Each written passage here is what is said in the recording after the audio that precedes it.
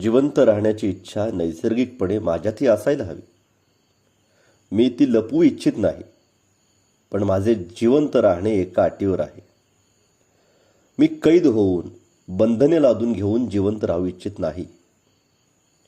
माझे नाव भारतीय इन्कलाब पार्टीच्या म्हणजे भारतीय क्रांतीच्या केंद्रस्थानी आहे आणि इन्कलाब पसंद पार्टीच्या म्हणजेच भारतीय क्रांती दलाच्या आदर्शांनी आणि बलिदानांनी मला अतिउच्च स्थानी ठेवले आहे.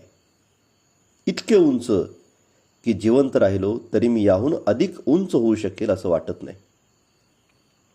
आज माझ्यातील दुर्बलता लोकांसमोर नाहीत, परंतु मी फाशी जाण्यातून वाचलो तर त्या जाहीर होतील आणि क्रांतीची वाटचाल कदाचित मंद व बंदच होईल.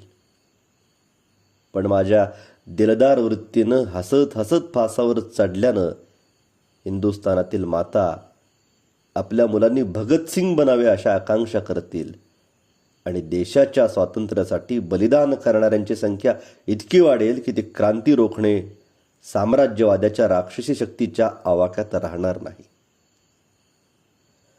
होय, एक विचार आजही उचंबळून येतो. देशासाठी आणि मानवतेसाठी जे काही करण्याच्या आकांक्षा माझ्या मनात होत्या त्याचा 1000वा भागही मी पूर्ण करू शकलो नाही.